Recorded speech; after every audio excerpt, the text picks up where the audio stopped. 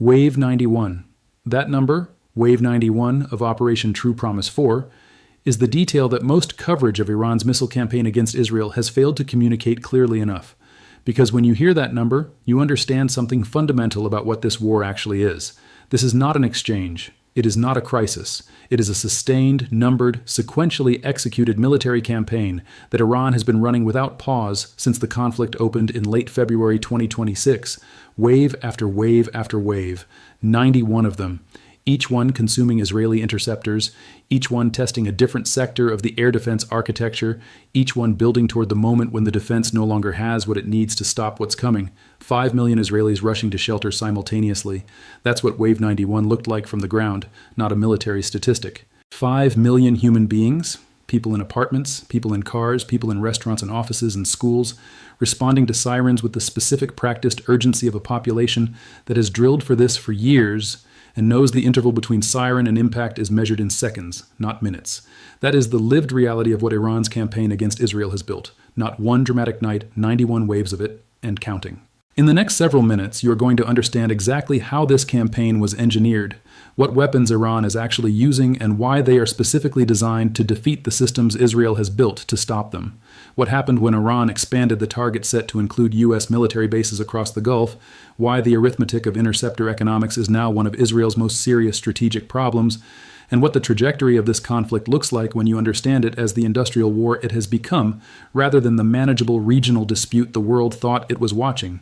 Israel hit Iran's South Pars gas field. That specific target, one of the most strategically and economically significant energy assets in the Islamic Republic, is the operational detail that explains everything about the scale of Iran's response, because striking South Pars was not a signal. It was not a calibrated deterrent message designed to be proportionate and answerable through back-channel diplomacy. Striking South Pars was a direct assault on one of the foundational pillars of Iran's national economy. In Israeli strategic doctrine, the logic of the preemptive strike is built around a calculation of windows.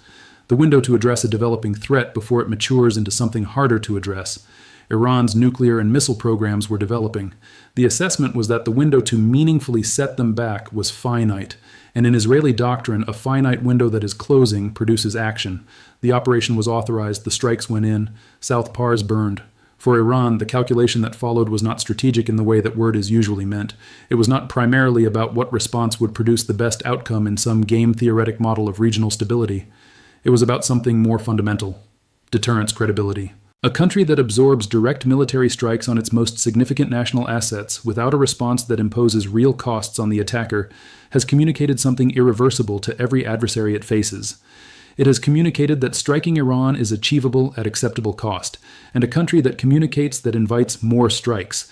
Iran's military doctrine does not permit that signal to be sent. The response was not optional. The only variable was its scale. The decision to respond at scale was made quickly. What followed was preparation, the operational planning to execute a response that left no ambiguity about Iranian capabilities, Iranian intentions, and the cost of what had been done. The response that eventually arrived was not a volley. It was a campaign. One that, by Wave 91, had fired more than 400 missiles at Israeli territory alone. And that was just the beginning of what the full strategic picture looked like. The saturation doctrine is the strategic idea that has defined Iran's approach to this conflict from the first hour, and understanding it in detail is the only way to understand why Israel's air defense system, one of the most capable in the world, has been losing the war of attrition it is being asked to fight. The doctrine is built on a simple and devastating piece of arithmetic. Every interceptor fired by Iron Dome, David's Sling, or Arrow 3 costs more to produce than the missile it destroys. An Arrow 3 interceptor costs millions of dollars and requires months of precision manufacturing. The Iranian ballistic missiles it is designed to destroy are expensive too, but the asymmetry is real. And when you are firing interceptors to stop drones that cost a fraction of what the interceptor costs, the mathematics of a sustained campaign work systematically in Iran's favor. Phase 1 of the saturation doctrine deploys the cheaper layer, drones, short-range rockets, cruise missiles, in volumes large enough to force continuous interceptor consumption across all active defense systems. Iron Dome is engaging, David's Sling is engaging. The inventories are declining, the radars are tracking hundreds of contacts simultaneously. The fire control systems are making continuous intercept solution calculations. The entire architecture is working at full capacity. and that is exactly the point. A defense system working at full capacity is a defense system spending down its reserves. Then Phase 2 arrives. This is where the Kheibar Shekan enters the picture.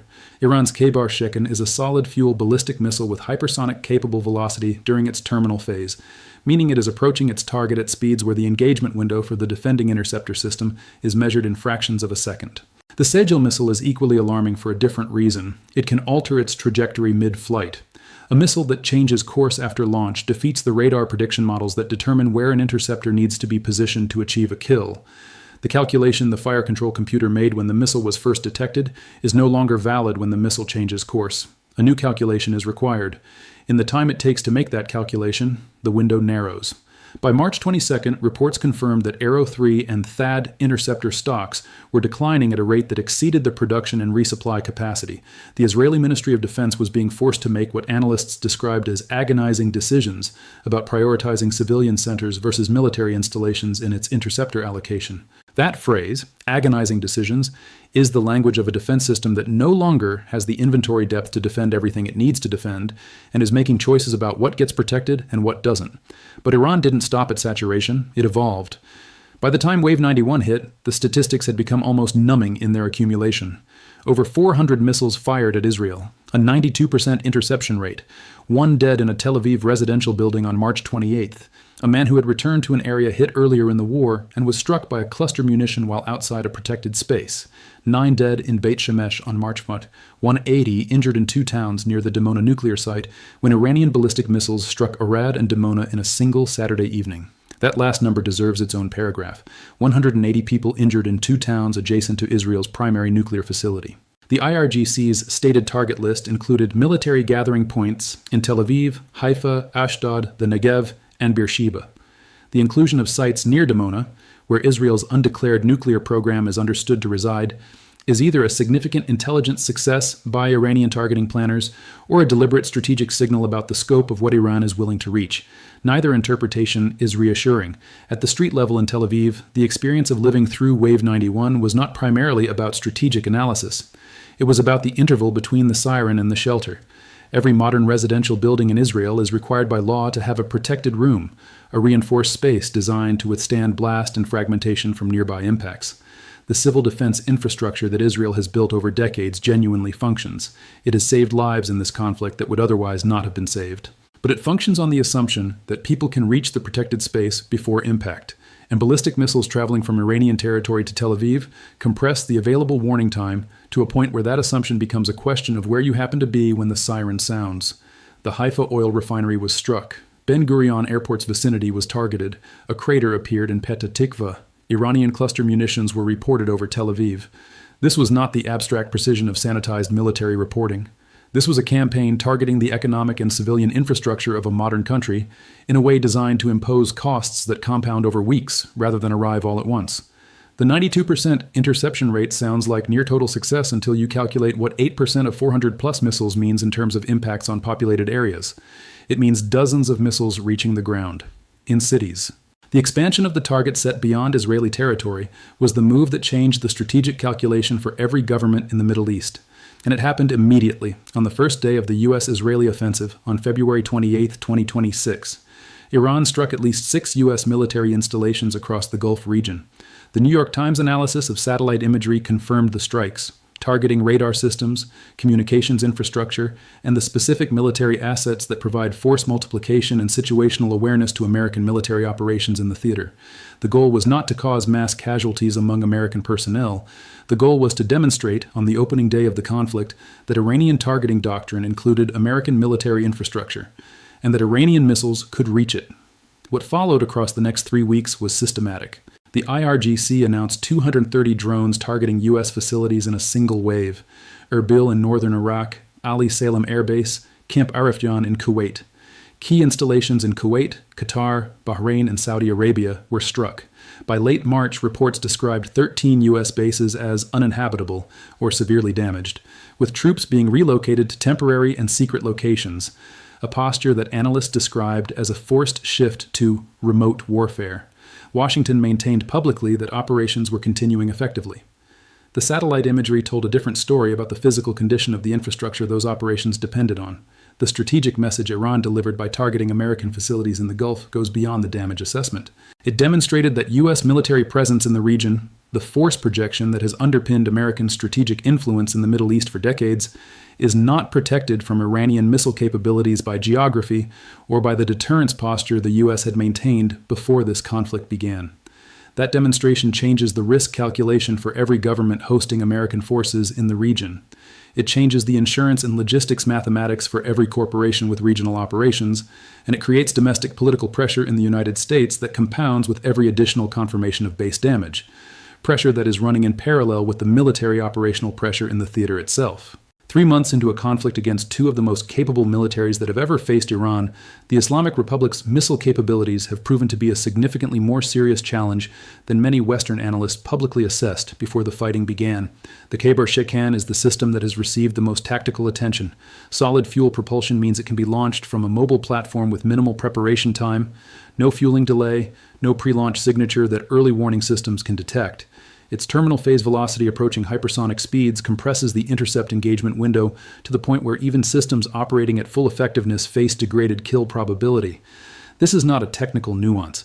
It is the reason that a 92% interception rate still produces dozens of impacts in Israeli cities across a sustained campaign. The Sejjil's mid-flight trajectory alteration capability is the countermeasure to a different vulnerability. Modern missile defense systems build their intercept solutions on radar track data. They calculate where the threat will be at a future point in time and position the interceptor to meet it there. A missile that changes course invalidates that calculation and forces a new one. In the compressed timeline of a ballistic missile intercept, the time required for a new calculation can be the difference between a successful kill and a miss. Iran has specifically developed this capability as a countermeasure to the radar-based fire control systems that Israel and the U.S. use. It was not developed randomly. It was developed with a specific defense architecture in mind. Iran has also transitioned, as the conflict extended, from pure saturation volume to a mixed doctrine that incorporates precision. The strikes on the Haifa oil refinery, on Ben Gurion Airport's vicinity, on sites near Dimona, these are not the pattern of indiscriminate mass firing. They reflect an evolving target selection approach designed to maximize economic disruption and strategic pressure per missile fired. This matters because precision attacks are more difficult to defend against than volume attacks. They arrive less predictably, in smaller quantities that don't trigger the same detection patterns, and at targets whose defense requires interceptor allocation decisions that further drain the reserve. Washington and Tel Aviv have stated that Iran has lost approximately 70% of its mobile launcher array. That figure, if accurate, represents a significant degradation of Iran's launch capacity. But the same assessment acknowledges that Iran maintains its retaliatory capability through hardened underground launch facilities, a backup capability that was specifically designed to survive exactly the kind of intensive offensive that Israel and the U.S. have been conducting. 70% of mobile launchers lost is a significant achievement. It does not mean the campaign is over. There is a number that sits at the center of Israel's most pressing strategic problem, and it has nothing to do with the count of Iranian missiles fired or the interception rate achieved. It is the declining inventory of Arrow 3 interceptors. Arrow 3 is the system that handles the highest tier threat, the long-range ballistic missiles arriving from Iranian territory at the altitudes and velocities that lower-tier systems cannot reach. Every Arrow 3 interceptor fired is a precision-manufactured munition that costs millions of dollars and takes months to produce. The production rate for Arrow 3 cannot keep pace with the consumption rate of a sustained campaign against an adversary firing 400-plus missiles over the course of a month. Simple mathematics produces the conclusion, the inventory is going down. THAAD, the American Terminal High-Altitude Area Defense System deployed to support Israeli air defenses, is facing the same arithmetic. U.S. and Israeli officials have been careful not to confirm specific inventory figures, but analysts at Special Eurasia and the Institute for the Study of War have independently assessed that the high-tier interceptor stocks are declining at a rate that presents what they describe as an immediate risk to regional military stability. That careful language means something specific. The capability to stop the most capable Iranian missiles is degrading in real time, and the rate of degradation is faster than the rate of replenishment. Iran has observed this and is adapting. Reports suggest the IRGC is increasingly incorporating cluster munitions into its strike packages. Cluster munitions present a specific defense challenge because they disperse sub-munitions over a wide area, and air defense systems are designed to track and engage single discrete objects, not dispersing fields of sub-munitions. This is the next evolution in the attrition strategy, not just draining the high-tier interceptors, but deploying systems that the remaining inventory is structurally less effective against. The economic dimension compounds everything. The Haifa refinery strikes, if they achieve sustained damage, threaten to create fuel scarcity across Israel, a civilian economic consequence that operates independently of the military exchange. The Strait of Hormuz closure threats are already driving global energy price volatility that is being felt in every fuel-dependent economy on Earth. Insurance premiums for Gulf maritime transit have moved sharply. Supply chain adjustments are being made by corporations across multiple industries. The economic pressure of this conflict is not contained within the Middle East. It is being transmitted globally through energy markets, shipping costs, and the manufacturing input prices that every energy-intensive industry pays. The phrase war of industrial production has appeared in multiple serious strategic assessments of this conflict. That phrase, once reserved for descriptions of World War II, is now being applied to the Iran-Israel-US confrontation of 2026, and its appearance is the most significant indicator of how analysts who track these things are categorizing what they are watching. A war of industrial production is not a crisis. It is not a limited exchange. It is a conflict where the outcome is determined not primarily by the quality of the opening moves or the calibration of the initial strikes, but by the relative capacity of the opposing sides to produce, replenish, and sustain the material of warfare over an extended period. Artillery shells, interceptor missiles, drone components, fuel, precision-guided munitions, the industrial base and the supply chain and the economic endurance that determines which side can keep fighting longer at effective capability levels. Iran enters that competition with certain advantages. It has a large domestic missile production capacity built specifically for this scenario. It has hardened facilities designed to survive the kind of offensive that has been conducted against its surface infrastructure. It has demonstrated the willingness to absorb economic pain, sanctions, isolation, infrastructure damage, without abandoning its strategic objectives, and it has been deliberately building the specific capabilities, hypersonic terminal phases, trajectory alteration, cluster munitions, saturation doctrine, that are designed to defeat the specific defense architecture Israel and the U.S. have deployed. Israel enters the competition with advantages of its own. Its technological sophistication, its alliance relationships, its access to American military support, and the demonstrated operational capability of its air defense architecture at the interception rates it has maintained. But it also enters with the specific vulnerability that the attrition campaign has been deliberately targeting, the dependence on high-value interceptors that cannot be produced as fast as they can be consumed. The ISW noted in its March 27th special report that the combined U.S.-Israeli degradation of Iran's missile capabilities has prevented Iran from consistently launching large-scale attacks. That assessment is accurate and important, but it exists alongside the assessment that Arrow 3 and THAAD stocks are declining and that the defense cost exceeds the offense cost per engagement. Both things are simultaneously true, and the question of which truth determines the outcome depends on whether the conflict resolves before the interceptor arithmetic reaches a threshold that changes what Israel can defend. At Wave 91, with 400-plus missiles already fired at Israel and 13 U.S. bases severely damaged across the Gulf, the question that every observer of this conflict keeps returning to is the one that has defined every major escalation in the region's modern history. Does this spiral, or does it find a ceiling? The mechanisms for a ceiling exist. Diplomacy is happening through multiple channels. The economic pressure of energy market disruption creates incentives for de-escalation that neither side fully controls. The ISW has noted that Iran's missile capabilities have been meaningfully degraded by the U.S.-Israeli offensive. Every government in the region, particularly the Gulf states whose economic infrastructure sits between the two combatants, has a powerful interest in conditions that allow their Vision 2030 programs and sovereign wealth fund strategies to function. That pressure is real. But the mechanisms pushing toward further escalation are equally real and arguably more dominant at this moment. Iran's domestic political environment, particularly under a new supreme leader who needs to establish military credibility, creates pressure toward continued escalation rather than a negotiated pause that could be characterized domestically as capitulation. Israel's political environment, with a government managing both military pressure and significant domestic criticism of the war's conduct, creates pressure toward escalatory action that demonstrates strength. The military logic of both sides' doctrines creates pressure to act rather than wait, and the history of this confrontation is specifically a history of escalation exceeding the level that observers predicted it would stop at. The world watching this conflict is not watching a regional dispute. It is watching a war whose consequences, in energy prices, in U.S. military posture, in the political stability of Gulf states, in the credibility of air defense architectures that multiple countries have modeled their defenses on, extend to every country that uses petroleum, which is to say every country that exists.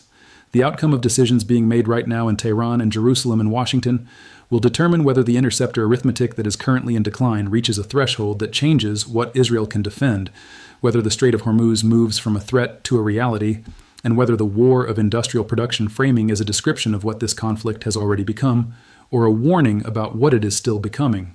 Wave 91 landed in a Tel Aviv that has been living with the reality of this campaign since Wave 1.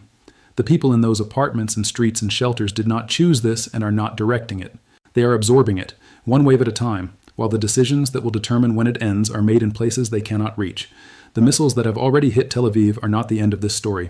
They are the evidence of how far it has already come, and the question that no honest analyst can currently answer is how much further it goes before the story finds its end.